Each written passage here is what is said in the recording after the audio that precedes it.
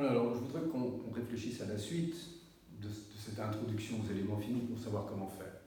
Et j'ai remis ici le problème général de la mécanique des solides, dans sa version simplifiée, avec un comportement élastique, petite déformation linéarisée. Bon. À savoir, sur une structure, on cherche les contraintes, le champ de contraintes et le champ de déplacement, et évidemment, ces contraintes et ces déplacements doivent vérifier trois conditions. Le champ de déplacement est cinématiquement admissible, il vérifie les conditions limites en déplacement. Le champ de contrainte est statiquement admissible, il vérifie les équations d'équilibre. Et puis ces deux champs sont reliés par la loi de comportement qui est ici linéaire. Alors, pour les éléments finis, en fait, moi je pense qu'il faut bien faire comprendre aux étudiants qu'il y a deux étapes différentes. La première, c'est de réexprimer ce problème général sous une autre forme. Donc trouver une nouvelle formulation. Et puis, évidemment, cette nouvelle formulation sera identique, au sens où, lorsqu'ici nous n'avons pas de solution générale, parce qu'il n'y en a pas, sauf dans des cas particuliers, de géométrie particulière, de chargement particulier, principalement poussé dans des symétries, etc. Donc, soit en 1D, la résistance des matériaux, en 2D, théorie des plaques. Bon, sinon, on n'a pas de solution générale, on n'en aura évidemment pas non plus dans cette nouvelle formulation. Mais c'est important parce que cette nouvelle formulation va faire référence à des nouveaux concepts qui seront facilement adaptables à une recherche de solutions approchées. Alors, pour une nouvelle formulation, moi je crois qu'il est toujours intéressant, en tout cas c'est une approche naturelle, de commencer à regarder avec ce qui se passe pour un ressort.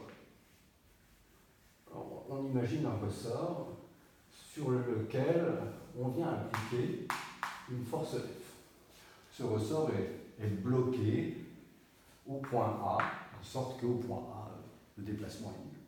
Ce ressort a une raideur K, évidemment tout le monde sait que la loi de comportement, c'est F égale Kx, si on appelle X le déplacement de l'extrémité du ressort. Bon, eh bien, que faire à partir de ça? Alors, notez que quand F est en équilibre, la valeur de F qui donne l'équilibre, c'est F statiquement admissible. Quand le déplacement vérifie U égale 0 quand on est au point A, c'est un champ de déplacement cinématiquement admissible. Alors, évidemment, dans le cas général, si on prend n'importe quelle valeur de F, n'importe quelle valeur de X, il y a assez peu de chances qu'elle soit reliée par cette relation de comportement F égale Kx. Et donc, l'idée, c'est de se dire, donc, dans le cas général, F est différent de Kx. Autrement dit, on peut écrire une fonction, je vais appeler la fonction G, de F et de X, qui est égale à F moins Kx. Et cette fonction G, elle n'est pas nulle quand F est quelconque et X est quelconque. Alors, elle est intéressante, cette fonction, parce que, au moins à un titre, c'est que on voit que quand elle est nulle, on a la solution exacte, c'est-à-dire F égale Kx. Bon, enfin, elle est nulle, c'est très bien, mais ce n'est pas tout à fait suffisant. Ce qui nous intéresserait, c'est que cette fonction atteigne un minimum lorsque on a la solution exacte, F égale Kx. Alors pour ça, c'est assez simple. Il suffit de prendre le carré. Et donc, je vais construire une autre fonction avec F moins Kx au carré. Ça, alors là, c'est vraiment très intéressant parce qu'on voit que quand F est minimum et égale 0, on a la solution exacte. Donc c'est très naturel et intéressant d'aller chercher un minimum parce qu'on a plein de moyens aujourd'hui, sur le plan numérique, d'aller chercher des minima, éventuellement même approchés. Après, la question de savoir si le minimum approché est effectivement proche du minimum de la solution exacte, c'est une question qui se posera. Mais en tout cas, là, déjà, on voit quelque chose d'intéressant. Alors, ce n'est pas tout à fait ça qu'on va prendre. Je ne change rien à l'intérêt de cette fonction si je la multiplie par un nombre positif, et je vais la multiplier par 1,5 et diviser par k. Alors, si je développe cette fonction, eh bien, je vois que je vais avoir du 1 demi de f carré sur k, premier terme, ici.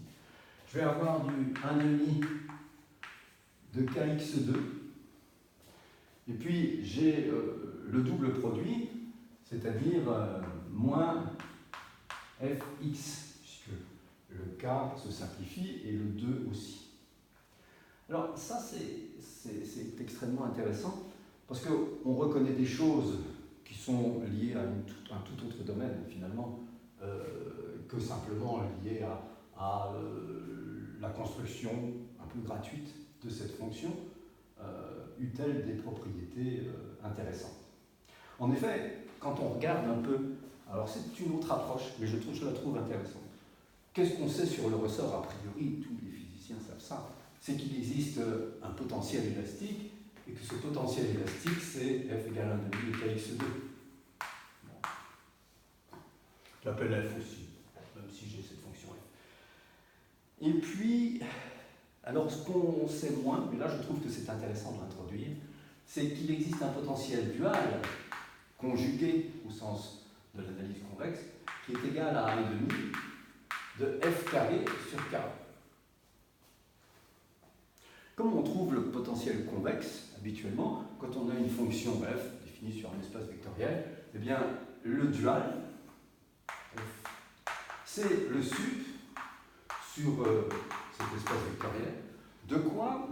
Eh bien, du produit scalaire qui nous intéresse ici, ce produit scalaire, c'est évidemment le produit scalaire travail, moins la fonction f de x. Voilà ce que c'est que l'obtention de la fonction duale, autrement dit, ça, c'est la transformation de, bien connu et bien utile en mécanique, de Legendre Fenchel. Bien, quand on calcule le dual à partir de ça, on obtient ça. Et donc, il y a un résultat qui est très intéressant, c'est cette inégalité de Fenchel qui nous dit quoi? Eh bien, qui nous dit qu'on a toujours f de x plus f étoile d'une autre variable, y, moins le produit scalaire, qui est toujours positif ou nul. Eh bien, cette expression-là, c'est tout simplement l'expression de cette quantité-là. Et ça, finalement, c'est une fonction d'erreur, c'est l'erreur en loi de comportement, que l'on va minimiser pour obtenir la solution exacte. Alors, tout ça nous entraîne, bien sûr, pourrait nous entraîner avec cette compréhension au sens des fonctions conjuguées, des fonctions duales, à tout ce qui est l'analyse convexe, à l'existence de sous-gradients, de sous-différentiels, de la fonction indicatrice, de l'épigraphe et de toute la convexité qui joue un rôle vraiment très important en mécanique des matériaux. Et puis, on voit que la loi de comportement dérive du potentiel en x, elle dérive aussi du potentiel en conjugué. Si on dérive par rapport à f, on obtient la loi de comportement.